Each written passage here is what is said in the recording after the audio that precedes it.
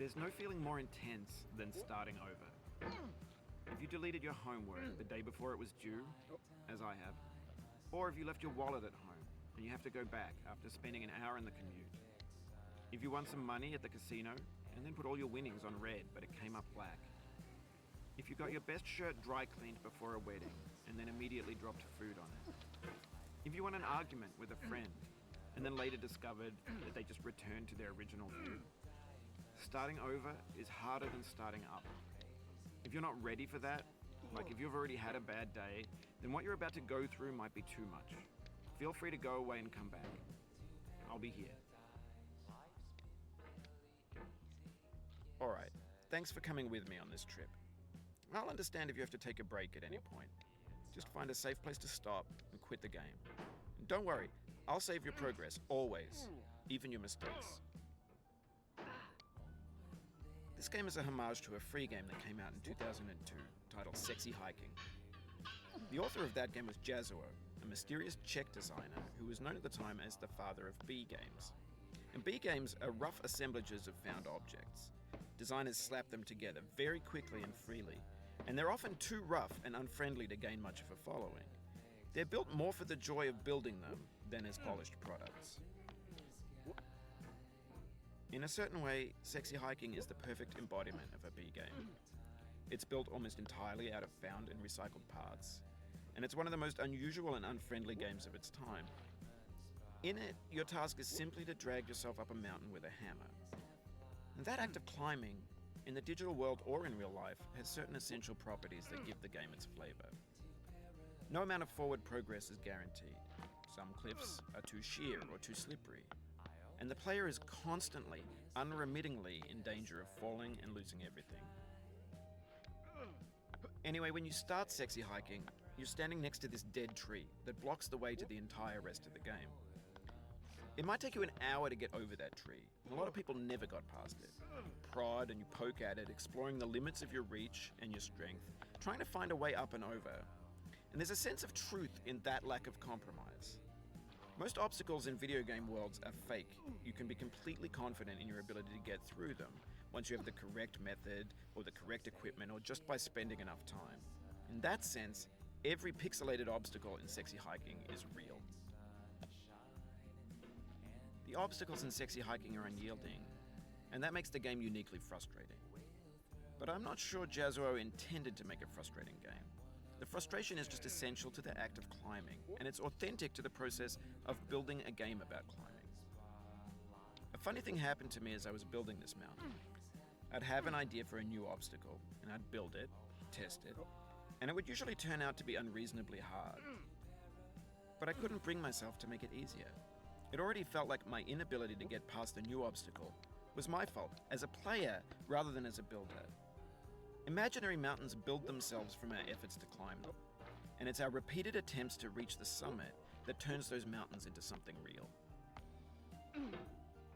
When you're building a video game world, you're building with ideas, and that can be like working with quickset cement. You mold your ideas into a certain shape that can be played with, and in the process of playing with them, they begin to harden and set until they're immutable, like rock. And at that point, you can't change the world. Not without breaking it into pieces and starting fresh with new ideas. For years now, people have been predicting that games would soon be made out of prefabricated objects, bought in a store and assembled into a world. And for the most part, that hasn't happened, because the objects in the stores are trash. I don't mean they look bad or that they're badly made, although a lot of them are. I mean they're trash in the way that food becomes trash as soon as you put it in the sink. Things are made to be consumed and used in a certain context, and once the moment is gone, they transform into garbage. In the context of technology, those moments pass by in seconds. Over time, we've poured more and more refuse into this vast digital landfill that we call the internet. It now vastly outnumbers and outweighs the things that are fresh and untainted and unused. When everything around us is cultural trash, trash becomes the new medium, the lingua franca of the digital age. And you can build culture out of trash, but only trash culture. B games, B movies, B music, B philosophy. Maybe this is what digital culture is. A monstrous mountain of trash, the ash heap of creativity's fountain. A landfill with everything we ever thought of in it. Grand, infinite, and unsorted. There's 3D models of breakfast, Gen X's fanfic novels, scan magazines, green screen Shia LaBeouf, banned snuff scenes on LiveLeak. Facebook's got lifelike bots with unbranded adverts and candid shots of Kanye and Taylor Swift mashups, car crash epic failed GIFs, Russian dashcam vids, discussions of McRibs, discarded, forgotten, unrecycled, muddled, rotten, untitled. Everything's fresh for about 6 seconds, until some newer thing beckons, and we hit refresh. And there's years of persevering, disappearing into the pile, out of style, out of sight. In this context, it's tempting to make friendly content that's gentle, that lets you churn through it but not earn it. Why make something demanding if it just gets piled up in the landfill, filed in with the bland things? When games were new, they wanted a lot from you. Daunting you, taunting you, resetting and delaying you. Players played stoically. Now everyone's turned off by that. They want to burn through it quickly. A quick fix for the fickle, some tricks for the clicks of the feckless. But that's not you, you're an acrobat. You could swallow a baseball bat. Now I know, most likely you're watching this on YouTube or Twitch, while some dude with 10 million views does it for you. Like a baby bird being fed chewed up food. That's culture too.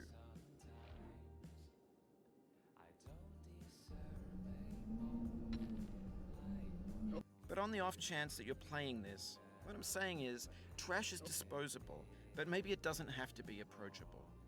What's the feeling like?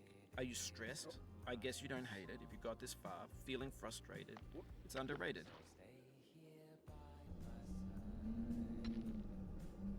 But on the off chance that you're playing this, what I'm saying is, trash is disposable, but maybe it doesn't have to be approachable.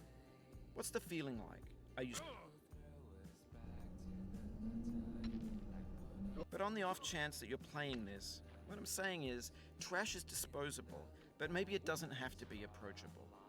What's the feeling like? Are you stressed? I guess you don't hate it if you got this far. Feeling frustrated? It's underrated. An orange is sweet, juicy fruit locked inside a bitter peel. That's not how I feel about a challenge. I only want the bitterness. It's coffee. It's grapefruit. It's licorice. It feels like we're closer now. Composer and climber, designer and user. You could have refused, but you didn't. There was something in you that was hidden, that chose to continue.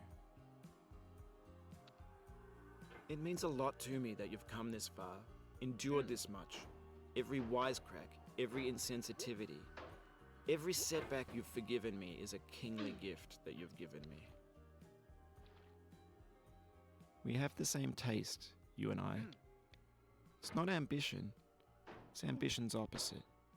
An obdurate mission to taste defeat. You'll feel bad if you win, so I put this snake in for you. Have you thought about who you are in this?